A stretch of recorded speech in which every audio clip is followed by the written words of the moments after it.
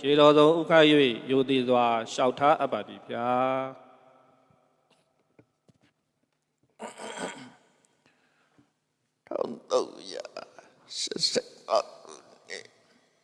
နောက်တစ်ခုလာ15ရက်2024ခုနှစ်ဧပြီလ13ရက်တင်ညာကျုံနေ့အရိဒိုက်ဒေသကြီးပြုနေခရိုင်ပြုနေမြို့နယ်အောင်ချမ်းသာရွာဓမ္မသာယသာသနာစင်တာကျောင်း၌ဓမ္မရတိပါဓမ္မသမဓမ္မယုံကျောင်းတော်ကြီးတွင်စေကြပါပြုလို့အပ်သည်တကြံတွင်နှစ်တကူဓမ္မသဘေအခမ်းအနား၌ဟောကြားတော်အနုမောဒနာနှင့်ဩဝါဒတရားတကြံတွင်ကာလဒီနေ့နေအောင်ကုစုံငန်းဒီတင်ညာကျိုးနေတင်ညာဆိုရာနေတကူတဲ့ခါလို့ပဲမိုက်နေအောင်နဲ့နေတဆိုရာကူနေတာအမှန်တော့နေတင်ကူတာမဟုတ်လာကလည်းကူနေတာပဲတလားကုန်သွားရင်နောက်တလားကူတာပဲရက်ကလည်းပဲကူတာပဲနော်စနေတတ်ပဲဆိုရင်နေစာသဘောတရားမပြည့်ဘူးဆိုတာထင်ရှားနေတယ်ထာဝရပြောင်းလဲနေတယ်ဆိုတာသိရတယ်အဲ့တော့တရားတွေရှေ့အချိန်လေးမှာဘာဝနာလို့သီလနဲ့ဘာဝနာဒီနှစ်ခုထူပြီးတော့ကြကြကြကိုအထောက်ကြတယ်ဘုရားဘာသာဝင်သူတော်စင်တို့ကမ္ဘာအတို့ကျအတွေ့အကြုံအမျိုးစုံရှိပြီးသားဖြစ်တော့လည်းပဲတတိတရပါလိနှစ်ခုပြောပြဘာဝနာဆိုတာကိုယ့်ရဲ့နဲ့မှရှိတဲ့တတိတိုးတက်လာအောင်သမာဓိတိုးတက်လာအောင်ပညာတိုးတက်လာအောင်အထောက်တာဘာဝနာလို့ခေါ်တယ်သီလကတော့အဲ့လိုတိုးတက်အောင်လုပ်တာမဟုတ်ဘူးကာယကံနဲ့ဝစီကံဒီနှစ်ခုသိဆောက်ရှောက်တာသီလကာယကံနဲ့ဝစီကံဒီနှစ်ခုပဲစိတ်ကိုထိန်းတာမဟုတ်ဘူးသီလကအဓိကကမပြောမိဖို့မပြောတဲ့နာကိုမပြောမိဖို့မလုပ်တဲ့နာကိုမလုပ်မိဖို့ဒီနှစ်ခုပဲထိန်းတာနော်စိတ်တွေကတော့ဖြစ်ချင်းဖြစ်နေမယ်စိတ်ထိန်းတဲ့အစစ်မဟုတ်သေးဘူးပေါ့နော်အခုဘာဝနာဆိုတာကြတော့စိတ်ထဲမှာမဖြစ်အောင်လုပ်ဖို့ပဲမဖြစ်တဲ့နာတွေမဖြစ်ဖို့မဖြစ်တဲ့နာဆိုပါတော့အကုသိုလ်နဲ့လောဘနဲ့ပတ်သက်တဲ့အတွေ့တွေဒေါသနဲ့ပတ်သက်တဲ့အတွေ့တွေမောဟနဲ့ပတ်သက်တဲ့အတွေ့တွေအတိညာဉ်ကဲမဲ့ပြီးတော့သူတို့အဒုက္ခရောက်မဲ့အတွေ့တွေကိုယ်တိုင်ဒုက္ခရောက်စေမဲ့အတွေ့တွေမာရွေနဲ့အတွေ့တွေကိုမတွေ့အောင်ကောင်းတဲ့အာယုန်တွေတစ်ခုပေါ်မှာစိတ်ကိုကြည်အောင်ထားတာအဲ့တော့လုပ်ငန်းသဘောကပြချတာတယ်နော်သီလကမပြောတဲ့နာမပြောပြီးဖို့ပဲထိနေဒုက္ခပဲထိတာနော်စိတ်မပါသေးဘူးမလို့တဲ့နာကိုမလို့မိဖို့ထိတာလေအဲ့ဒါဆိုရင်မပြောတဲ့နာကိုမပြောသေးသမျှသီလမပြတ်သေးဘူးမလုပ်တဲ့နာကိုမလုပ်မိသေးသမျှသီလမပြတ်ဘူးကျွတ်တင်ပြီးတော့ခံယူဆောင်နေတာစိတ်ကိုထိမှုကြတော့ဘာဝနာလုပ်ကြတော့နှစ်ခုရှိတယ်အာယုန်တစ်ခုတည်းပေါ်မှာစိတ်ကိုတိဆောက်တာက သမထတခုတည်းပဲတခြားအာယုန်တွေကိုမရောက်စေပဲနဲ့အာယုန်တစ်ခုတည်းပေါ်မှာစိတ်ကိုတည်နေအောင်လုပ်တာလွယ်သလားလို့ဆိုမလွယ်ဘူးနော်အဲ့ဒါမှခက်ခဲလေးတောင်းတရတယ်လို့ပဲပုတ်ချက်ခံလို့မရမှာဒါသမထအစရလွယ်နဲ့မရဘူးအဲ့တော့နဲ့တပြခါရိုင်းအကျိတ်တရားဖြစ်ရင်ကိုယ်စိတ်တွေလွတ်ပါတာအကျိတ်တရားဆိုရင်အကျိတ်90ပဲဖြစ်တော့တယ်ဆိုရင်တဝက်လောက်တိုးတယ်လား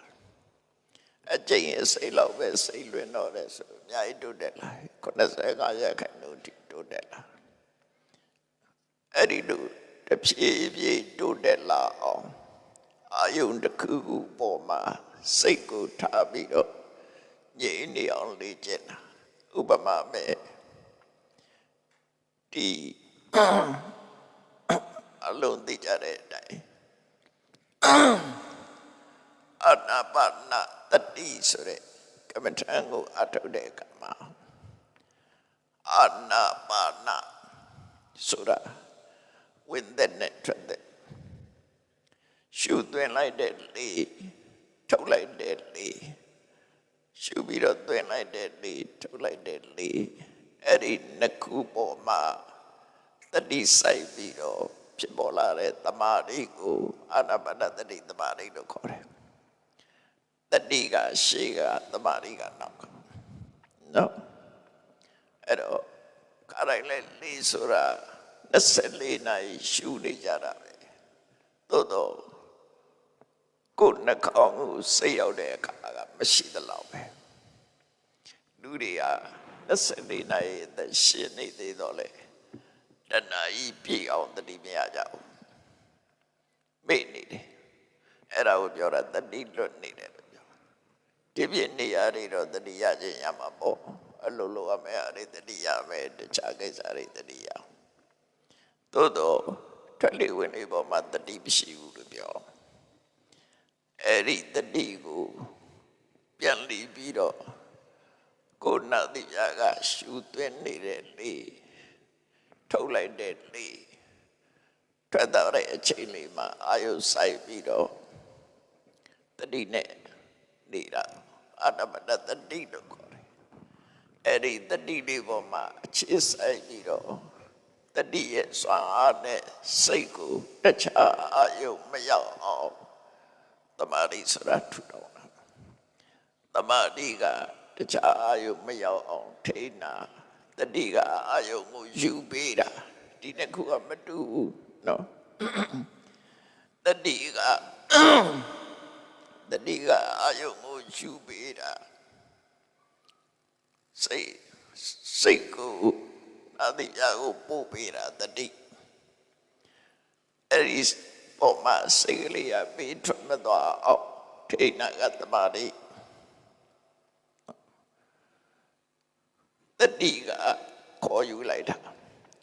ပို့ရှင်အောင်ပြောရဲ့တတိကစိတ်စီကိုအဲ့ဒီအာယုန်လေးကိုခေါ်ယူထားတယ်နှာခေါင်းပြနားသီးပြမှာရှိနေကိုခေါ်ယူထားတယ်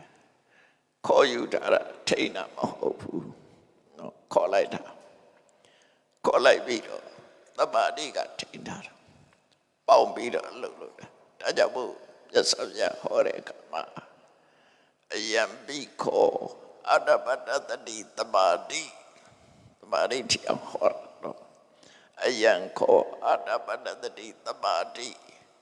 ပါဝိတောပုရိကတောအကျိတ်များစွာလုံးမဲ့ဆိုလို့ရှိရင်များစွာအကျိုးကျေးဇူးတွေရှိတယ်မဘလောမနိတန်သောအကျိုးကျေးဇူးတွေအများကြီးရှိတယ်လို့စိတ်ငြိမ်သွားရုံနဲ့တည်းပဲအကျိုးကျေးဇူးတွေရတယ်အဲ့တော့ကိုယ်စိတ်ထဲမှာလုပ်တဲ့ကကိုယ်နဲ့လေးရှုနေတဲ့အပေါ်မှာရှုနေတဲ့အနေအထားတစ်ခုကိုစိတ်ထဲရောက်အောင်တတိယခေါ်ပြီးပြီးတော့သမာဓိကရွေးမတော့အောင်ထိအဲ့ဒီနှစ်ခုပူပေါင်းပြီးတော့ 5 မိနစ်က7 မိနစ်7 မိနစ်က15 မိနစ်15 မိနစ်ကနေနိုင်ဝက်ကနေတနာရီအနေတနေ့လုံးဆိုလို့ဖြစ်အောင်တိုးတက်သွားအောင်လုပ်တာကိုဘာဝနာလို့ခေါ်တယ်နော်ဘာဝနာဆိုတာဖြစ်အောင်လုပ်ခြင်းနဲ့တိုးပွားလာအောင်လုပ်ခြင်းလို့ပြောတာအဲ့တော့လွယ်လာလဲဆိုတော့မရဘူးလားဆိုရတယ် impossible မဖြစ်နိုင်တာမဟုတ်ဘူး possible ဖြစ်နိုင်တယ်လုပ်ရင်ဖြစ်နိုင်တယ်တချို့ကိစ္စတွေကမဖြစ်နိုင်ဒါကမဖြစ်နိုင်တဲ့ကိစ္စမဟုတ်ဘူးဖြစ်နိုင်တယ်သို့တော့အမှန်လုံလောက်ဝိရိယနဲ့မရဘူးမဖြစ်နိုင်တာလုပ်တာမဟုတ်ဘူးဒါဖြစ်နိုင်တာကိုလုပ်တာသို့တော့ပေါ်ရော့နဲ့လုပ်လို့ကတော့မအောင်နိုင်ဘူးဆိုပါစို့အဲ့ဒါမြင့်တဲ့တောင်ကြီးကိုတက်ကြတယ်တက်လို့မရဘူးမဟုတ်ရတယ်တက်ကြတယ်အဲ့ဒါခက်ခဲတဲ့တောင်နေတော့တက်တယ် possible ဖြစ်နိုင်တယ်သို့တော့ဆွဲမရှိပဲနဲ့တောင်တက်မရောက်ဘူးအခုကလည်းပဲဆွဲမရှိပဲနဲ့တော့မရဘူးနော်တခါရှူဆိုင်ကြည့်မသိလို့နေပါသေးတော့လို့ပြစ်သွားရင်မရတော့နော်တောင်တက်လူရဲ့ဆွဲရှေ့ကတော့စာပေမှာဘယ်လိုဆွဲလဲဆိုတာကိုမိဖို့ရောက်ကြတယ်အခုခေတ်ကလူတွေကတော့နားလဲကြမှာနားလဲမှာနော်ရှေ့ခေတ်ကမိထွက်အောင်ဆိုတာအနှစ်ဖြစ်တဲ့တစ်တန်းနှစ်ချောင်းကိုပွက်ရတာစဉ်းစားကြည့်အဲ့နှစ်ချောင်းကပွက်လာတာပူလာတာပဲရှိတယ်နော်ရလိုက်မယ်ဆိုပြန်အေးမသွားဘူးလားပွတ်တာတယ်အသားကြောင့်နှစ်ချောင်းကိုကပ်ပြီးတော့ပွတ်နေရတယ်ပွတ်နေပူရင်တော့ပူလာတဲ့အခါမှာအလောကိုပူမှပြီးဖြစ်လာတယ်မပူမချင်းပြီးမဖြစ်ဘူးအဲ့တော့ခဏနားလိုက်ပါအောင်မယ်ဆိုရင်ပဲရောက်သွားအစာပြန်ရောက်သွားနော်မိပုတ်တဲ့လူဟာအစုံနေတယ်ပမာစကားမှာငုံမိတဲ့တိုင်တဲ့နိုင်ဖြာရောက်ဒီအာနာပါနလောက်ကလည်းပဲတပါရိယာစီထီအောင်ဆိုရင်ငုံမိတဲ့တိုင်ငုံမဲ့ဆိုရင်အောက်ကြမ်းမြင့်ထီအောင်ငုံတဲ့နိုင်ဖြာရောက်ဆိုလိုတဲ့အိဗယ်ကတော့လမ်းမဆုံးမချင်းရလို့မရဘူးလို့ပြောတာနော်အဲ့ဒီဆွဲပြူနဲ့လုံးမရတယ်ဒါပေမဲ့စိတ်မလျှော့ပါနဲ့နော်စိတ်မလျှော့နဲ့ခုနပြောသလို5 မိနစ်ရလဲအမြတ်ပဲ7 မိနစ်ရလဲအမြတ်ပဲ15 မိနစ်ရလဲဘာလို့လဲဆိုရင်တော့24နာရီတနာရီတစ်ခုမှမရတာမိနစ်တောင်မရအောင်အခုအမိနစ်ပဲရလိုက်တယ်ဆိုတော့အမြတ်ပဲအလဟတ်တော့မဖြစ်ဘူးနော်လာတော့မဖြစ်ဘူးသို့တော့ဒီကိစ္စမျိုးကငုံမိတဲ့တိုင်တဲ့နိုင်ဖြာရောက်မိပုတ်တဲ့ယောက်ျားခိတကနာနာရင်လို့မရဘူးစက်ဖို့မိလောက်မှမိထွက်လာမှရက်အဲ့ဒါမျိုးပြောတာအဲ့ဒါကသမထချင်းစင်နော်တချို့ကသမထကိုလွယ်လွယ်လေးမှတ်ပြီးတော့သမထမလုံးနဲ့လို့ပါတော့ပြောနော်ကောင်းတာဆိုရင်မလုံနဲ့လို့တကူမှပြောစရာမရှိပါဘူးမလုံနဲ့လို့ပြောမှအကုသိုလ်ပဲပြောနော်ကောင်းတယ်လို့ဆိုရင်ဒါနကုသိုလ်လည်းကောင်းတယ်သီလကုသိုလ်လည်းကောင်းတယ်အကုသိုလ်ပဲဖြစ်ဖြစ်လုံးတဲ့နောက်တိုင်းတာလုံးအောင်နော်မလုံရမယ်ကုသိုလ်ဆိုတာမရှိဘူးမြတ်စွာဘုရားကမလုံရမှာကြတော့တပ္ပပပတ္တအာကရဏရုပ်မာတဲ့အလုပ်တွေတကူမှမလုံနဲ့လို့ပြောအကုသိုလ်လုပ်တွေတကူမှမလုံနဲ့တပ္ပဆိုတာအကုန်လုံးချွင်းချက်မရှိတခုမှမလုပ်ကုသလတုပတ္တပရာကုသိုလ်မှန်တရားကြတော့ကိုယ်တဏ္ဍမရရအောင်ကြိုးစားနော်အဲ့တော့အခုရှေ့အားလေးချိန်လေးမှာတရားထုတ်တော်မယ်ဆိုလို့ရှိရင်သိတဲ့သိလိုက်တာလေးတွေကိုယဉ်သိဖို့လိုတယ်သိပြီးတော့မှလုပ်တဲ့လို့မို့ဆိုလို့ရှိရင် တောင်းမှုဘယ်လိုတဲ့ရတဲ့လို့မသိမနဲ့တဲ့ရင်ချော်ကြပြီလမ်းနဲ့ဒုက္ခရောက်သွားတယ်နော်တောင်းတက်တဲ့ဆိုရင်လည်းတောင်းတက်တဲ့နိပညာရှိတယ်အဲ့ဒီနိပညာနဲ့ရှေးမကူခင်လည်းရေကူတတ်ဖို့နိပညာရှိတယ်ကမ္မထာအထုတော်မဆိုရင်လည်းကမ္မထာအထုတဲ့နိပညာကိုရှေးဥစွာသိရမယ်မသိမနဲ့ရန်ဆန်လို့တလွယ်တွေကုန်ဖြစ်ကုန်နော်အဲ့တော့သမထဆိုတာတတိကယူပေးတဲ့အာယုန်လေးပေါ်မှာစိတ်ကိုကြာရှိစွာထားနိုင်အောင်လုပ်တာသမထနော်ထွက်လေဝင်နေနဲ့လုပ်တယ်ဝိပဿနာကြတော့တတိကယူပေးတဲ့အာယုန်ကိုနားလည်အောင်လုပ်အောင်သဘောပေါက်အောင်နားလည်သူသဘာဝတိုင်းမြင်အောင်လုပ်ရမယ်မတူဘူးတော့ယူပေးတာကတော့တတိကြီးပဲတတိကယူပေးတဲ့တမာတိကငြိမ်သွားအောင်လုပ်တာတယ်ဝိပဿနာကြတော့တတိကယူပေးတဲ့အာယုကိုအဖြူအမဲအစစ်မှန်ကွဲအောင်ဆင်ញင်သုံးသပ်ရမယ်အဲ့နှစ်ခုကမတူတတ်ဘူးနော်မတူတော့ကိုလို့တာသမထလားဝိပဿနာလားအရင်ကွဲအောင်လို့ကိုလို့ချင်တာသမထလားဝိပဿနာလားသမထရောစိတ်ငြိမ်အောင်ပဲရှိမယ်နော်ဝိပဿနာကြတော့ကိလေသာတွေကိုဖယ်ရှားတယ်သမထကဖယ်ရှားရင်ခိတ္တခဏဖယ်ရှားတယ်ဝိပဿနာကြတော့ထာဝရဖယ်ရှားဘာလို့လဲဆိုရင်သမထကသမာဓိဝိပဿနာကပညာလုံးနဲ့သမာဓိလုံးမတူ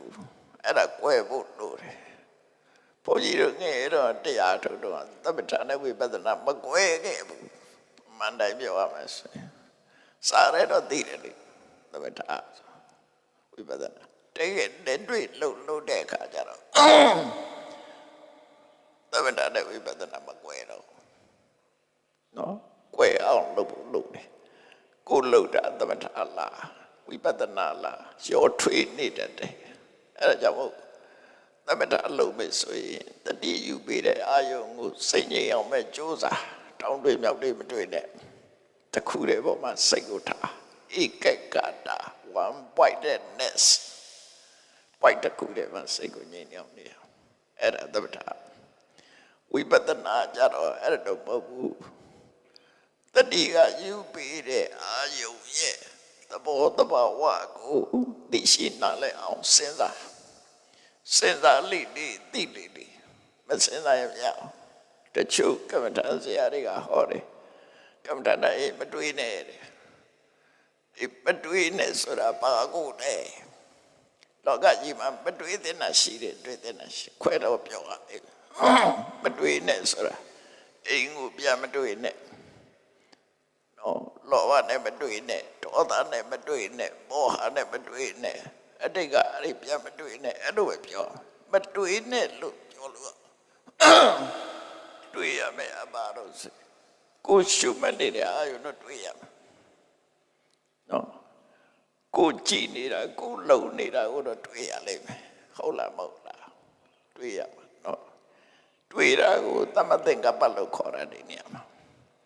တွေ့မှသိတယ်မတွေ့မသိဘူးတဝဝတရားကို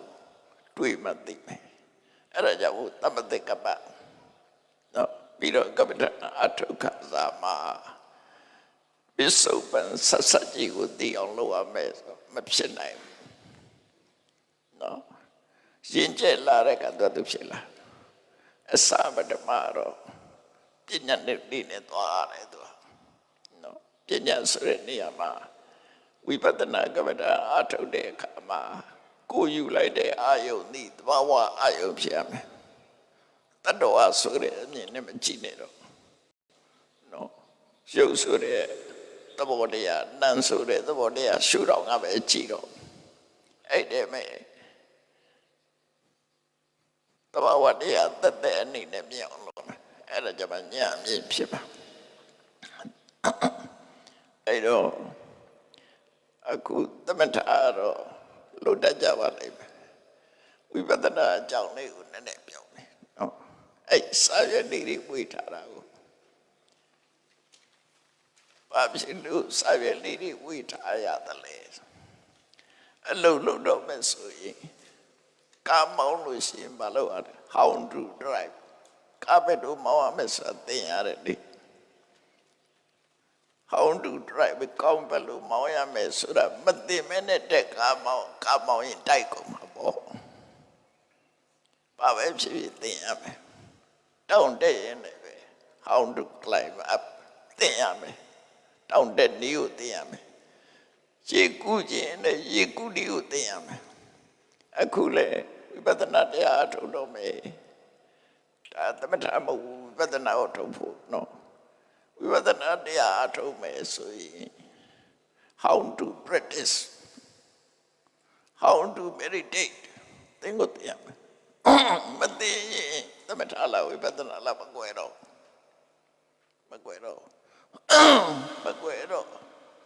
ကိုယ်တွေ့ကျင်တာတွေတွေ့ပြီးတော့မြင်ကျင်တာတွေပြင်းအဲ့ဒါတွေနဲ့ပဝေမြင်သွားတယ်တချို့လည်းပဝေမြင်အောင်နေမကောက်ကိုယ်ပွင့်ကိုမထိန်နိုင်တဲ့အခါကျတော့ယူသွားတာတွေလည်းရှိတတ်တယ်နော်ယူသွားတဲ့ကမ္မထာကြောင့်ယူတာမဟုတ်ဘူးသူကသူမထိန်လို့ယူသွားတာကမ္မထာကမယူစေတတ်ပါဘူးအယူပြောက်တာပတ္တစာရီပြောက်သွားတာအယူပြောက်သွားတာကမ္မထာကြောင့်အယူပြောက်သွားနော်ယူတာတခြားကြောင့်ယူတာတခြားကြောင့်ယူသွားတာအဲ့တော့ဝိပဿနာတရားထုတ်တော့မယ်ဆိုရင်ဝိသုဒ္ဓိမေမှာပညာဘူမိတဲ့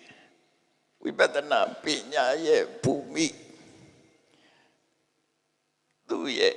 လေ့ကျင့်ရမယ့်ကွင့်မို့ဆိုလိုတာကဝိပဿနာတရားထုတ်ရမယ်ဆိုရင်ပေါ်လုံးကစားရင်ပေါ်လုံးလေ့ကျင့်တဲ့ကွင့်ရှိတယ်နော်ဝိပဿနာတရားထုတ်ရင်လည်းဝိပဿနာကွင့်ကာမောင်းသိရင်လည်းကာမောင်းတဲ့ကွင့်ရှိကိုရှိတယ်နော်အခုလေအဲ့ဒီကွင့်လေးကိုနည်းနည်းသိပေးမလို့ကွင့်လေးကိုသိပေးအဲ့ဒါကိုစာပေကျမ်းကမှာပညာဘူမိလို့ခေါ်တယ်ပညာဘူမိပညာလေ့ကျင့်ရမယ့်ကွင့်အဲ့ဒီပညာဆိုတာဝိပဿနာပညာအဲ့ဒီလေ့ကျင့်ရမယ့်ကွင့်နဲ့မှာရှုစွာပါလို့ဥက္ကဟစကလုံးတွေကိုမှတ်သားရပြီးတဲ့အခါကျတော့ပရိပု္ပ္ပစာမရှင်းတာတွေကိုမေးရမယ်လေ့ကျင့်ရမယ်မေးပြရမယ်နော်ဒါသင်္နမယ်သင်္နဆိုတာအဲ့ဒါပြောတာစကလုံးကိုပထမသိရမယ်ဘယ်ပညာဖြစ်သူတန်းနေသူရှိတာပဲလေနော် technical terms ဆိုတာတွေကသင်ကိုသိရအဲ့တော့ပညာပုပိဝိပဿနာရဲ့လေ့ကျင့်ခွင့်မှာလှုပ်လို့အမှာဥက္ကပထမသင်ယူပါစကလုံးတွေကိုသင်ယူပါပြီးတော့မှပရိပု္ပ္ပစာအတိပ္ပယ်ကိုမေးပါအတိပ္ပယ်ကိုနားလည်အောင်လေ့ကျင့်ပြီးပြီဆိုတော့မှဘာလို့อ่ะဒီပေါ်မှာရှုမှတ်တဲ့သဘောလာရမှာအလုပ်လုပ်ရမယ်လုပ်ငန်းခွင်ဝင်ရမယ်ဒီလိုဆိုလို့လေနော်မသိမဲ့နဲ့လုပ်ငန်းခွင်ဝင်ကိုယ်ကားလေးကုန်ဖြစ်ကုန်တယ်အဲ့တော့ဝိပဿနာရဲ့လေ့ကျင့်တဲ့ကွင်းဆိုတာဘာလို့ခန္ဓာ၅ပါးကလည်းလေ့ကျင့်မှုကွင်းတစ်ခုပဲဆိုလိုရလေးကိုအာရုံပြုကြတယ်ဝိပဿနာတရားအထုတ်တော့မယ်ဆိုရင်ငါမှတကယ်ရှိတာခန္ဓာ၅ပါးပဲတော့ကြစိတ်နဲ့ကကြည့်ရှိတယ်လို့သွားတွေးနေတယ်ငါမှတကယ်ရှိတာကိုယ်ခန္ဓာကိုယ်ရှိနေတာကခန္ဓာ၅ပါးပဲဟုတ်လားရုပ်နဲ့နာမ်နှစ်ခုပဲရှိတယ်မိုင်းနဲ့ body မိုင်းဆိုတဲ့အသိစိတ်နဲ့ body ဆိုတဲ့ယုတ်ခန္ဓာကြီးဒီနှစ်ခုပဲရှိတယ်နှစ်ချုပ်လိုက်ဒီနှစ်ခုပဲအဲ့ဒီတော့အဲ့ဒီနှစ်ခုကိုစဉ်းစားတဲ့အခါမှာဒီ body ဆိုတဲ့အထီကိုရပါမှမသိဘူးသိတတ်တဲ့သဘောမရှိဘူးအဲ့ဒီ body မှာမိပြုတ်ပြီးတော့ပေါ်လာတဲ့စိတ်ကလေးကသိတာ body မရှိပဲလေဒီစိတ်ကဖြစ်လို့မရဘူး body body နဲ့စိတ်ဒီနှစ်ခုပေါင်းပြီးတော့စားခြင်းနဲ့ဆိုရင်စိတ်ကစားခြင်းနဲ့ဆိုရင်ယောဂထားစားစိတ်ကသွားခြင်းနဲ့ဆိုရင်ယောဂထားသွားလိုက်ရုပ်မပါရင်စိတ်ကအကျိုးပဲဘာမှမသိဘူးဘာမှလုပ်လို့မရဘူးစိတ်ကြီးကဘာမှလုပ်လို့မရဘူးဒီကိုမှမရှိတာနော်အကောင့်ထဲမရှိဘူးအကောင့်ထဲမရှိဘူးဆိုပြီးမဲ့တို့လူတွေကပြောကြတာငါစိတ်ကိုလာမစမ်းနဲ့အကောင့်ထဲပြစမ်းမှဆိုရင်ဒီစိတ်အရှိမှမရှိတယ်သူပြရင်လက်တွေခြေတွေပဲပြနော်ရုပ်ပဲပြတာလေစိတ်ထွက်ခဲ့စမ်းဆိုရင်စိတ်ထွက်တဲ့စိတ်ထွက်ခဲ့စမ်းဆိုဘာမှမြင်ရမှာမဟုတ်စိတ်ဆိုးတယ်ဆိုတာရုပ်မှပဲသိရတာရုပ်ကြည့်ပြီးတော့သိရတာလေအဲ့တော့စိတ်နဲ့ရုပ်ကပေါက်ပြီးတော့နေတာ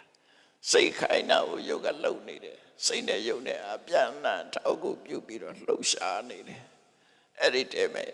တတော်လို့ပြောစရာလည်းမရှိဘူးပြုလို့သူလို့ပြောစရာလည်းမရှိဘူးဆိုတာသိကြအောင်ကိုယ်မှခန္ဓာ၅ပါးပဲရှိတာဆိုတာကိုအကျဉ်းကြီးသိကြလောက်အောင်ကြည့်တခြားပါတွေ့တယ်အဲ့ဒါကိုသိကြအောင်ကြည့်အဲ့ဒါတတိနဲ့ပညာစပြီးတော့လှုပ်လို့ရှိလိုက်တယ်လို့နော်နောက်တကအာရဏ12ပါးနောက်ဓာတ်18ပါးဒါတွေပဲရှိတယ်အဲ့ဒီမှာခန္ဓာ၅ပါးဆိုတာအကျဉ်းဆုံးကိုပြောတာညံ့ထက်တဲ့ပုဂ္ဂိုလ်တွေအတွက်အကျဉ်းဆုံးကိုပြောတာအာရဏ12ပါးဆိုတာမကျဉ်းမကျဲဒါကြတော့အကျဲပြောတာခုခေတ်လူတွေတော့ဓာတ်18ပါးပိုကြီးကြည့်တယ်နော်ကိုယ်ခန္ဓာကိုယ်ထဲမှာရှိတာဓာတ်18ပါးဓာတ်ကြီး၄ပါးနဲ့မဆိုင်ဘူးဓာတ်ကြီး၄ပါးကရုပ်ပဲပြောတာနော်ဒီဓာတ်18ပါးဆိုတာကအလုံးကိုပြောတာကိုယ်ခန္ဓာကိုယ်မှာရှိတာတွေကိုအကုန်ပြောလိုက်တာဓာတ်18ပါးနော်အဲ့တော့ရှိတာတွေမကဘူးရနိုင်တာပါထည့်ပြောထားတာတချို့နေရာမှာနော်ကမ္မထာအထုကြတော့ရှိတာပဲအထုမရှိတာဥပမာဓမ္မဓာတုဆိုတဲ့ပဲနိဗ္ဗာန်လည်းပါနေတယ်နိဗ္ဗာန်အကုန်မရှိလားမရှိဘူးနော်အဲ့တော့တရားအထုတဲ့ကနိဗ္ဗာန်ပဲထားနိဗ္ဗာန်ကပန်းနိုင်အလိုလိုအမဲကွင်းနေမှာနိဗ္ဗာန်မပါဘူးအဲ့တော့ဓာတ်18ပါးကိုအရင်သိရအောင်အဲ့တော့အဲ့ဒါလေးကိုဖတ်တတ်အောင်ဘုရားရင်ဖတ်ပြမယ်ပြီးတော့တစ်ပိုက်ချင်းလိုက်ဆိုပြီးတော့ဝဆသာပရိစိတာတဲ့နှုတ်နဲ့လည်းလောက်ရတယ်ဒါအလုတ်ကနော်နှုတ်နဲ့ကအပြင်းမထူနဲ့နှုတ်ကိုလှုပ်အောင်ကြက်ရတာနော်ကြက်ရတယ်ကြက်ပြီးဆိုတော့မှတ်တာပြီးတော့မှစဉ်းစားမယ်။တို့အိမ်ပြန်ပါမပါပဲနဲ့မျက်စိလေးမိတ်ကမ္မဋ္ဌာန်းတိုင်းလေးပဲကြံသွားလိမ့်မယ်နော်။ဒါလေးတော့ကမ္မဋ္ဌာန်းတို့တဲ့ကသိအောင်လို့အဲ့စာရွက်လေးကိုကြည့်။ဒါ18ပါးကောင်းစေ။ဒါကဘုံဘုံရေးထားတာမဟုတ်ဘူး။အဘိဓမ္မာ9ကျမ်းနဲ့မှာဓာတုဝိပင်္ဂဆိုတဲ့အခန်းပါတယ်။အဲ့ဒီဓာတုဝိပင်္ဂပါဠိတော်ဟာဘုံဘုံရေးတာမဟုတ်ဘူးနော်အဲ့ပါဠိတော်အဘိဓမ္မာ9ကျမ်းနဲ့အဘိဓမ္မာပါဠိတော်တွေကစာပိုက်တစ်ပိုက်ထုတ်ပြီးတော့ပြောတာကဲအဲ့ဒါလေးကိုပထမဘုံဘုံဖတ်ပြမယ်နောက်တစ်ခါကျတော့လိုက်ဆိုမယ်နောက်တစ်ခါကျတော့တလုံးချင်းရွတ်ကြမယ်နော်ပထမကအဋ္ဌရတ္တဓာတုယောအဲ့ဒီမှာအဋ္ဌရတ္တအလုဖတ်ရမယ်အလုမဖတ်နဲ့အလုဖတ်ဘာဖြစ်လို့လို့ဆိုရင်နောက်ကတတလင်းကြီးနဲ့ထဝမှုဆင်ထားတာလေရက်ကနှလုံးဆင်ထားတာနော်အဲ့တော့အလုမဖတ်ပဲနဲ့အလုဖတ်လိုက်အဋ္ဌရတ္တအဋ္ဌရတ္တအဋ္ဌဆိုတာရှိရတ္တဆိုတာကဒါကိုရာဂောဖြစ်ပြောင်းတာနော်ဒါတွေကိုရာဂောဖြစ်ပြောင်းတာတတဆိုတာ30ရှင်းနဲ့30 18ဆိုလိုတာကအနေကိုရှေ့အထားဖတ်တာအဋ္ဌရတ္တဆိုတာ18ညမလို့ရပြောင်းမြတ်ဖတ်တာရှင်း30ဟုတ်လား 80 830ပေါင်းတာ80အဲ့လိုပါဠိကအထာရတဓာတုယောနော်အထာရတဓာတုယောပြီးတော့စက္ခုဓာတုရူပဓာတုစက္ခုဝိညာဏဓာတုဆက်ဆိုတာကာကြီးကိုအသက်အနေနဲ့ဖတ်လိုက်တာနော်ပါဠိဖတ်နည်းလေးကိုသိချင်တာတော့တာစာလုံးကြီးကတ္တဆက်အောက်ကခါခွေးနဲ့တစ်ချောင်းနဲ့ခုစက္ခုနော်စက္ခုဓာတုပါဠိကြတော့ရကောက်ကိုအင်္ဂလိပ်အာသန်နဲ့ပဲဖတ်ရမယ်ဝိုက်သန်နဲ့မဖတ်နဲ့အာသန်နဲ့ရှားလိုက်တဲ့ရူပဓာတုစက္ခုဝိညာဏဓာတုဝိညာမဟုတ်ဘူးဝိညာလို့ဖတ်နာကညာနှလုံးနဲ့ဆက်ထားတာနော်စက္ခုဝိညာဏဓာတုဒါကတွဲသောတာဓာတုဒါတွေနှလုံးစင်တာတော့အပေါ်ကအတ္တတတ္တဓာတုသောတာဝိညာဏဓာတုကာတဓာတုနောက်ခန္ဓာကြတော့ကာငေနတကံအောက်ကတာကိုချိန်ကိုတန်ထွေခန္ဓာနော်ခန္ဓာဓာတုကာဏဝိညာဏဓာတုတရားကြတော့စီဝါစီဝါစီဝါဟာဆိုတဲ့အဓိပ္ပာယ်ပဲပေါင်းလိုက်တာနော်တချို့ဟာတို့မဖတ်တတ်တာတွေရှိတယ်ပေါ့ဒါလည်းမဖတ်တတ်လို့ရှိရင်တော့ကြိုးစားကြည့်ပေါ့စီဝါဟာဝါကရှေ့ကဟာကနောက်ကသူတို့နှစ်ခုပေါင်းဖတ်ရမယ်စီဝါစီဝါဟာနော်သူကြတော့စိတ်လုံးမဖတ်ရအောင်ဘာလို့မဖတ်တာတော့ဆိုရင်ဝါနဲ့ဟာကသူကအဝက်လို့ခေါ်တဲ့အုပ်စုတွေကမဟုတ်ဘူးနော်အုပ်စုတွေကမဟုတ်လို့မတူလို့ရှိရင်နှစ်ခုစလုံးအတတ်ထွက်အောင်ဖတ်စီဝါစီဝါဟာစီဝါစီဝါဟာစီဝါနော်ရေးရစီဝါဟာလို့ရေးတာဒါပဲဖတ်တော့တတန်နဲ့စီဝါအမလေးအင်္ဂလိပ်တွေတောင်ဖတ်နေသေးတာပဲဒါပါဠိကိုခက်တယ်လို့မအောင်မေ့နဲ့ဖျားဟောတာတဲ့စကားလုံးလေးတွေကိုဖတ်ကြည့်နော်အင်္ဂလိပ်လိုကိုယ်ကစကားလုံးပေါင်းတာမရှိဘူးဒီမှာရှိတဲ့အတိုင်းဖတ်ရတာနော်အင်္ဂလိပ်ကကိုယ်ကပေါင်းတယ်လေကနိုးလို့ရေးပြီးတော့နိုးလို့ဖတ်တာလေကိပဲရောက်သွားတယ် I know you ဆိုရင် I know you လို့မဟုတ်ပဲနဲ့ပဲရောက်သွားတယ်သူရေးတာဖတ်ချင်မှဖတ်တာbeauty ကြတော့ပုတ်ဖတ်ပြီး beauty ကြဘယ်လောက်ဖြစ်ရတာပုတ်ဆိုရင်ဘလို့ပဲဖတ်ဖို့အဲ့လိုဖတ်ဖို့ဒီဆိုရင်ဒီအိုဆိုဒူလို့ဖတ်ရင်ဒီအိုကြတော့ဘလို့ဒူဖြစ်သွားတာလဲသူလည်းဖတ်ကြရဖတ်တာပါဠိကအဲ့လိုမဟုတ်ဘူးနော်ရှိတဲ့တိုင်းဖတ်ပါဠိကရှိတိုင်းဖတ်တာအသာစကားဆိုတာအဲ့လိုပဲသူတို့ကပါဠိကြတော့အပြစ်ပြောတယ်ဘယ်နဲ့ပူကန်လို့ရေးပြီးပကံဝန်သွားလို့ဖတ်တယ်ဘယ်ခုလို့ရေးပြီးဘာလို့ပကိုးလို့ဖတ်တယ်အဲ့ဒါကြတော့အပြစ်မြင်တယ်အင်္ဂလိပ်တွေကအဲ့တော့သူတို့လည်းပြန်ပြောလိုက်ဖို့မင်းတို့လည်းကနိုးလို့ရေးပြီးဘာလို့နိုးလို့ဖတ်တာတော့ရှိတယ်လေ listen လို့ရေးပြီး listen ဒီကပဲပြောက်သွားတယ် silent ဆိုတာလေရှိတာသူတို့မှလည်းနော်အဲ့တော့ဒါတွေကအငြင်းမပွားနဲ့စကလုံးတွေကနော်ပြီးတော့နောက်စီဝါဓာတုရတ္တဓာတုစီဝဝိညာဏဓာတုကာယဓာတုဒါကြတော့အစစ်နေဆက်နေတယ်သိချကြည့်ဖို့မဟုတ်ဘူးနောက်ကတတလင်းကြီးနဲ့တပ်ပြီးတော့ဖွတ်လို့ဖတ်ဖွတ်နော်ဖွတ်ထပ်ပါနောက်ကပါလဲထပ်ပါဖွတ်ထပ်ပါဖွတ်ထပ်ပါဓာတုဖွတ်ထပ်ပါဓာတုဟောတုကအင်္ဂလိပ်ဖတ်တယ်လို့ဖတ်သွားဖြတ်တဲ့အထက်သွားနဲ့အောက်နှခမ်းနဲ့ဖတ်နော် အဲ့လိုဖတ်ဖတ်လို့ဖတ်မဲအင်္ဂလိပ်ကျတော့လည်းဖတ်တတ်တာပဲဒါလည်းပါဠိနဲ့ဖတ်တတ်အောင်လို့ဖုဒ္ဓဘာသာတုကာယဝိညာဏဓာတုမနောဓာတုဓမ္မဓာတုမနောဝိညာဏဓာတုဒါ18ပါနော်ဒါလေးတွေဟာစကလုံးလေးတွေဟာအသိဖြစ်နေပဲလို့ကိုယ်ခန္ဓာကိုယ်ထဲမှာရှိနေတာတွေကို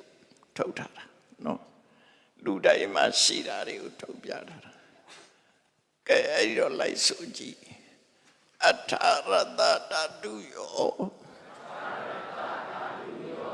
စကုဓာတုရူပဓာတုစကုဝိညာဏဓာတုသောတာဓာတုသတ္တဓာတု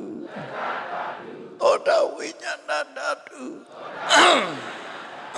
ကာဏဓာတုကန္ဓဓာတုကာဏဝိညာဏဓာတုစိဝဓာတုရတ္တဓာတုစိဝဝိညာဏဓာတုကာယဓာတုဖုဒ္ဓဘာဓာတုကာယဝိညာဏဓာတုမနောဓာတုဓမ္မဓာတု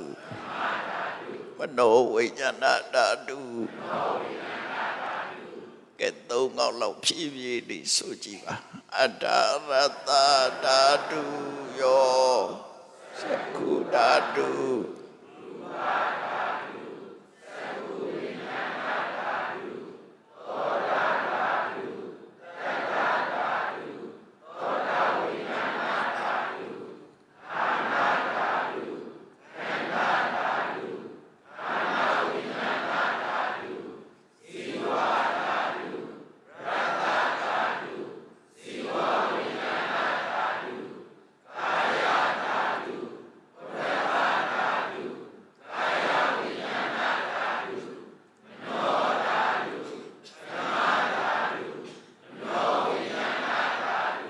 စကိတိုင်အထာရတဓာတုယော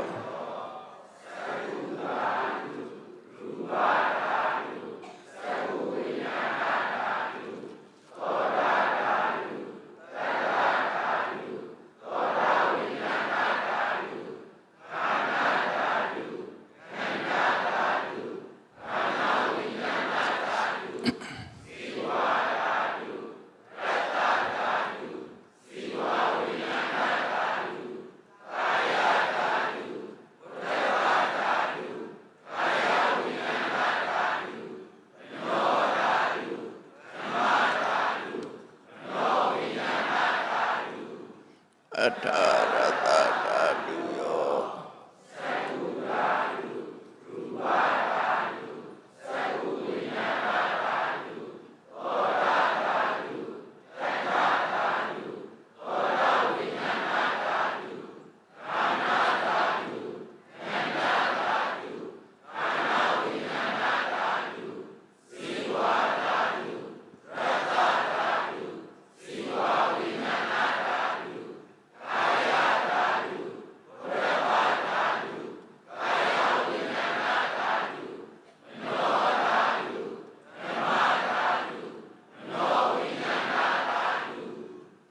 ကဲအဲ့ဒါလေးကိုအလွတ်ရသည်ထီအောင်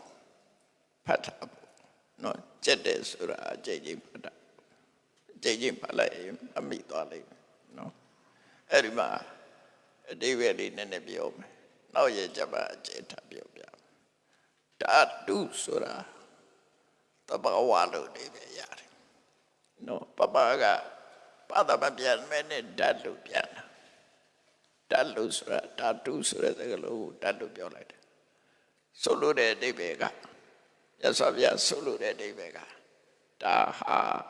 စီဝမဟုတ်ဘူးတတ္တဝမဟုတ်ဘူးတဘာဝတသက်ဖြစ်တယ်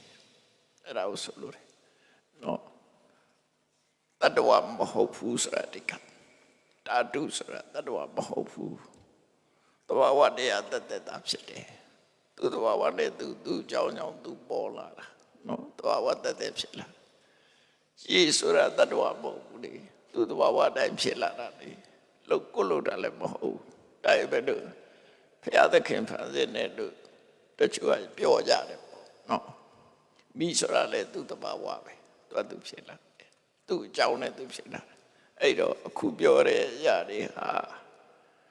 သူသဘာဝတိုင်းသူဖြစ်နေတဲ့သဘာဝသက်သက်များတာ phenomenon လို့ခေါ်တာပေါ့ phenomenon အင်္ဂလိပ်လိုကျတော့ phenomenon ဆိုတာသဘာဝတရားသက်သက်ပဲတတ္တဝါမဟုတ်ဘူးနော်သို့တော့ဒါတွေမှာဆိုင်ရာအကြောင်းတော့ရှိတယ်အသက်မဟုတ်ဘူးဘဝတစ်ခုနဲ့တစ်ခုပြောင်းလဲသွားတဲ့တတ္တဝါလည်းမဟုတ်ဘူးသက်ရှိတတ္တဝါမဟုတ်ဘူးသဘာဝတရားသက်သက်တာဖြစ်တယ်အဲ့ဒီဓာတုရဲ့အဓိပ္ပာယ်ကအဲ့ဒါနော်သဘာဝသက်သက်ဆိုတဲ့အဓိပ္ပာယ်ကိုပြောပြတာအဲ့တော့ဟုတ်ပြီစက္ခုသောတာခန္ဓာစီဝါကာယမနောနော်အဲ့ဒီဟာကတတန်ဘာပြောတာလဲမျက်စိနားနှာခေါင်းလျှာကာယစိတ်ဟောဒါလေးပြောတာကိုယ်တဏ္ဍမှာရှိတာတွေပြောတာနော်အဲ့ဒီမျက်စိနားနှာခေါင်းလျှာကာယစိတ်ဘဝင်စိတ်စိတ်ဆိုတာဘဝင်စိတ်ဆိုတာဘဝရဲ့အစကတည်းကဖြစ်လာတဲ့စိတ်နော်ဘဝင်စိတ်မျက်စိနားနှာခေါင်းလျှာကိုယ်ကာယဘဝင်စိတ်ဒါကိုယ်တဏ္ဍမှာရှိနေတယ်အဲ့ဒီမျက်စိနဲ့လာပြီးတော့မျက်စိရှိရောက်ပြီးတော့ဖြစ်လာတဲ့အခါရူပအစင်ဆိုတာကာလာဖုံနှစ်ခုစလုံးနဲ့ဆိုင်တယ်အဲ့ဒါကြောင့်လို့ရူပဆိုတာဒီ visible object လို့အိမ်နဲ့ပြောပြန်တယ်မျက်စိနဲ့မှမြင်လို့ရတဲ့အရာအဲ့ဒါဆိုရင်နားလိုက်တယ်မျက်စိနဲ့မှမြင်လို့ရတဲ့အရာဒီအမြင်ရတာမျက်စိနဲ့ပဲမြင်ရတဲ့အားရှိတယ်လေအတန်ရောမြင်ရလားအနံ့ရောမမြင်ရဘူးအရာသာရောစားကြည့်ပြီးငါနဲ့တော့မသိဘူးလားသိတာအတွေ့အကြုံကြသိတာဒါဘုစားတဲ့ကြမခတ်တဲ့လူတွေအဲကြောင့်မတ်တလို့သိတာတကယ်ရနော်မျက်စိနဲ့မှကြည့်လို့ရတယ်နားနဲ့နားထောင်လို့မရဘူးနှာခေါင်းနဲ့ရှုလို့မရဘူးဆိုတဲ့သူတဘာဝနဲ့သူမျက်စိထဲမှာပေါ်လာတာကရူပနော်မျက်စိထဲပဲကြည့်လို့ရတယ်အတန်ရူပတတ္တအစင်အတန်ကဏ္ဍဆိုတာအနံရတ္တဆိုတာယာတာဖုဒ္ဓဘာဆိုတာအထီးတွေ့ဓမ္မဆိုတာသဘာဝတရားကျန်တာလို့ပြောတာ remaining လို့ပြောလိုက်တာဓမ္မလို့သုံးလိုက်တာဒီအထက်က၄ခုကကျန်တာအလုံးနော်ကျန်တာအလုံးကိုဓမ္မလို့ပဲခေါ်လိုက်တာသူကြတော့ဆိုရရှိသေးတယ်နော်အစင်အတန်အနာအယတာအထီးတွေ့ကျန်တဲ့အာယုဒါကအစင်ကဘယ်သူနဲ့ဆက်တော့မျက်စိနဲ့အတန်ကပဲအကြနာအနံကဘယ်သူနဲ့ဆိုင်နှာခေါင်းနဲ့အယတာပဲနဲ့ဆိုင်တရားနဲ့ဆိုင်အထီးတွေ့ရပါနဲ့ဆိုင်ကိုယ်ကာယနဲ့ဆိုင်ဓမ္မဆိုတဲ့ကျန်တဲ့အာယုကပါနဲ့ဆိုင်ပဝိစိတ်နဲ့ပဲဆိုင်နေနော်ပဝိစိတ်နဲ့မှသိနိုင်အဲ့တော့ကိုယ်မှရှိတာတွေကြီးပဲနေ့တိုင်းတွေ့နေယိုးနေတာလေမယိုးမနေဘူးလားယိုးနာပဲလေဒါနေ့တိုင်းရှိနေပဲကိုယ်ရရှိတယ်အဲ့တော့စက္ခုနဲ့ရူပနှစ်ခုစုံလိုက်တဲ့အခါဖြစ်လာတာကစက္ခုဝိညာဏဓာတုဝိညာဏဆိုတာစိတ်အသိစိတ်မျက်စိပေါ်မှာဖြစ်လာတဲ့အသိစိတ်စက္ခုဝိညာဏစက္ခုဆိုတာမျက်စိနဲ့ပတ်သက်တဲ့အသိစိတ်မြင်ပြီးတော့သိတာသောတဝိညာဏဆိုတာအတန်ကြာပြီးနားတဲ့ကနားကိုမြည်ပြီးတော့ဖြစ်လာတဲ့အသိစိတ်ကာတဝိညာဏဆိုတာနှာခေါင်းကိုမြည်ပြီးဖြစ်လာတဲ့အသိစိတ်နှာခေါင်းမရှိမရတော့မျက်စိမရှိရင်မရဘူးမျက်စိကန်းသွားရင်စက္ခုဝိညာဏစိတ်မပေါ်တော့ဘူးနော်နာကံသွားလို့ရှိရင်သောတာဝိညာဏစိတ်ပေါ်တော့နောက်တကခန္ဓာဝိညာဏစိတ်နှာခေါင်း စီဝါလက်ရဖြတ်ပလိုက်ရင်မရတော့ဇီဝဝိညာဏစိတ်ကာယဝိညာဏဆိုတာတကုတ်လုံးမှနှံ့နေတာ sensitive body ဘယ်ဒီအထိသိတယ်ဆန်းဖြားလေးကြတော့မသိဘူးဇာတာတွေအကုန်သိတယ်ထုံနေတဲ့အရေးပြားတွေကြတော့မသိတော့ leprosy ဖြစ်လို့လက်ပါဖြစ်လို့ leprosy ယောဂကြောင့်ဆိုရင် sensation တွေပြတ်တယ်နော်မမအပြင်တကုတ်လုံးမှရှိတယ်အဲ့ဒီကာယနော်ဖုဒ္ဓဘာကာယဝိညာဏအဲ့ဒီကိုယ်ကာယကိုမြည်ပြီးတော့ဖြစ်တဲ့စိတ်ကကာယဝိညာဉ်စိတ်နောက်တကမနောဝိညာဏစိတ်ဘဝင်စိတ်ကနေပေါက်ဖွာလာတဲ့လှုပ်ရှားတဲ့စိတ်တွေကမနောဝိညာဏအဓိကမနောဝိညာဏစိတ်ကများတယ်ကမ္မထာအထုတ်လည်းမနောဝိညာဏစိတ်နဲ့ပဲအထုတ်တာဒါကြောင့်မလို့သူကိုနှစ်ထပ်ကွမ်းသုတ်တာမနောကလည်းစိတ်ဝိညာဏကလည်းစိတ်နှစ်ထပ်ကွမ်းသုတ်တာနော်မနောရဲ့ဝိညာဏရဲ့မနောဝိညာဏရဲ့ပေါက်လိုက်တယ်မနောဆိုတာကတလောက်အမရှိဘူးဝိညာဏသက်သက်ကလည်းတလောက်ခွဲတဲ့အခါပေါ့နေရာတိုင်းတော့မယူနဲ့နေရာတိုင်းတော့မဟုတ်ဘူးနော်မနောရဲ့ဝိညာဏရဲ့မနောဝိညာဏရဲ့မနောဝိညာဏဆိုတဲ့စိတ်ကအပြည့်စုံဆုံးစိတ်ပဲနော်လူရဲ့ခန္ဓာကိုယ်မှာစိတ်ခံစားရတဲ့လောဘဖြစ်တဲ့ဒေါသဖြစ်တဲ့အလုံးကမနောဝိညာဏကြီးပဲကောနော်မနောဝိညာဏစိတ်ကြီးပဲကောကံတရားတွေလောက်တာလည်းမနောဝိညာဏစိတ်တွေပဲအဲ့မနောဝိညာဏစိတ်ကအဓိကပေါ့အဲ့တော့ဒုက္ခနာကိုရှိတာအကုန်ပဲဒါနော်ဘာတစ်ခုမှမကြက်ဘူးနော်ဥရိသေးတွေကြက်နေတော့အောင်မေ့နေတဲ့ဒီတဲ့ဘအကုန်ပါတယ်ဘာမကြက်တော့ဒုက္ခနာကိုမှဖြစ်တဲ့ရုပ်ရောနာရောဒီတဲ့မှာအကုန်ပါတယ်ကမ္မထန်ရှုဖို့အတွက်ဖြစ်လာတာကိုပြောပြတာအဲ့တော့ဒါလေးကိုရအောင်ကြက်တာပြီးတော့နောက်ရက်တွေကျတော့ analyze လုပ်ပြအောင်တစ်ခုစီ analyze လုပ်ရအောင်လုပ်ပြီးတော့ကမ္မထန်ရှုတာပါဆက်ပြီးတော့ဒါလေးတော့အိမ်ပြန်လက်ဆောင်လေးတွေပါတော့စာရွက်လေးတွေယူမသွားတဲ့တော့ခန္ဓာကိုယ်ရဲ့ထဲပြီးတော့ယူသွားခန္ဓာကိုယ်ရဲ့ထဲဆိုအိတ်ထောင်နဲ့ထဲမသွားနဲ့ကောင်းတဲ့ရောက်အောင်လုပ်သွားအတူရနေအောင်လုပ်တာဒါက how to practice meditation ပဲဝိပဿနာကဒီထဲတစ်ခုကိုရှုရမှာဝိပဿနာဒါကလွယ်ရင်ဝိပဿနာအာရုံမဟုတ်ဘူးဒီဟာနဲ့ပဲသွားမှာနော်အဲ့ဒါကြောင့်ဘုလို့ပညာဘူမိဝိပဿနာပညာရဲ့သိချင်သိကြရမယ်ကွင်းဟောတာပဲဒါသိနိုင်ရင်ခန္ဓာ၅ပါးလည်းပြီးသွားမယ်အာယတ7ပါးလည်းပြီးသွားမယ်ဒါကိုသိလိုက်တာအဓိကနော်သူကပို့ပြီးတော့ပြည့်စုံတယ်ခန္ဓာဟောတာကနန္တရားနဲ့ပတ်သက်ပြီးတော့အတိခတ်နေတဲ့ပုဂ္ဂိုလ်တွေနာမတမှုလာလို့ခေါ်တယ်နန္တရားနဲ့ပတ်သက်ပြီးအတိခတ်နေတဲ့ပုဂ္ဂိုလ်တွေအတွက်ခန္ဓာကိုဟောတာမြတ်စွာဘုရားကလူရွေးပြီးတော့သင်ပေးတာနော်ကတိခေတ္တတဏ္ဍရော18ပါးလူရွေးလိုက်တာဗျာသိထက်တဲ့လူတွေနန္တရားနဲ့ပတ်သက်ပြီးတော့အတိခတ်တဲ့ပုဂ္ဂိုလ်တွေကြတော့ခန္ဓာ၅ပါးရုပ်ရောနာမ်ရောနှစ်ခုစလုံးနော်ရုပ်တရားနဲ့ပတ်သက်ပြီးအတိခတ်တဲ့ပုဂ္ဂိုလ်ဘာလို့လဲဆိုခန္ဓာ၅ပါးကြတော့ရူပခန္ဓာဆိုရုပ်ကိုတစ်ခုတည်းဟောလိုက်တယ်ကြတ္တာကနံခန္ဓာ၄ပါးနံကိုတော့ဒီပြုတ်ခွဲလိုက်တယ်အဲ့ဒါကနံနဲ့ပတ်သက်ပြီးတော့မရှင်းတဲ့ပုဂ္ဂိုလ်တွေအတွက်ဟောတာနောက်ရုပ်နဲ့ပတ်သက်ပြီးတော့မရှင်းတဲ့ပုဂ္ဂိုလ်ရူပခန္ဓာကိုထပ်ပြီးတော့10ခုခွဲထပ်ဟောလိုက်တယ်အာယတနာစနဒါကြတော့နော်ရုပ်ရောနာမ်ရောရုပ်ကနော်ရုပ်ကပထမကောလံဒုတိယကောလံက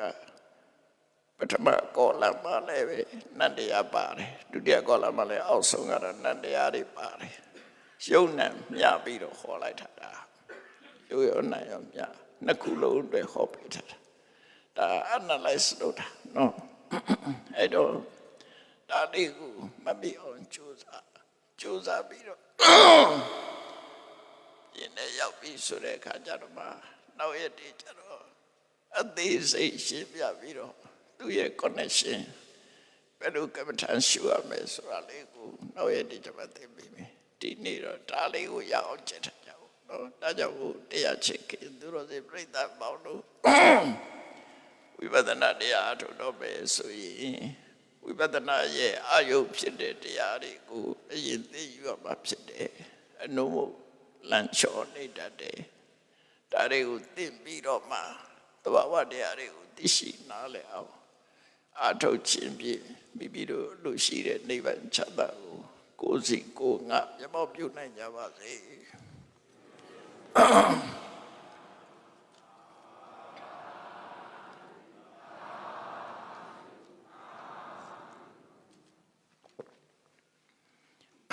ရေစချလေးလိုက်ဆိုလိုက်တော့ဣဒံအလုံးဆိုလိုက်ဣဒံမေပုံညာနိဗ္ဗာနတပစ္စယောဟောတုယနေ့ယခုအထုပြုလို့ကြရသောဒါနကောင်းမှုသီလကောင်းမှုသမထဘာဝနာဝိပဿနာကောင်းမှုသမထဘာဝနာဝိပဿနာဘာဝနာဘာဝနာကောင်းမှုပေါင်းစုပြုလို့ဤကောင်းမှုအလုပ်သည်နိဗ္ဗာန်ချမ်းသာ၏အကြောင်းထောက်ပံ့ဖြစ်ပါစေတည်းဤကောင်းမှုဤဘုရားကကိုအမိအဖအဖို့အဖွာဆွေမျိုးညာတိတို့အားကုသိုလ်အပြဝေငါပါကုန်၏သာသနာတော်ဆောက်တဲ့လောကဆောက်တဲ့တို့အားကုသိုလ်အမြဝေငါပါကုန်၏32ဘုံကျင့်နေကုန်သောလုံးစုံများစွာတတ္တဝါတို့သည်ကုသိုလ်အမြကိုယ်စီရကြကုန်သည်ဖြစ်၍ကိုယ်စိတ်နှဖျားချမ်းသာကြသည်ဖြစ်ကြပါစေကုန်သတည်း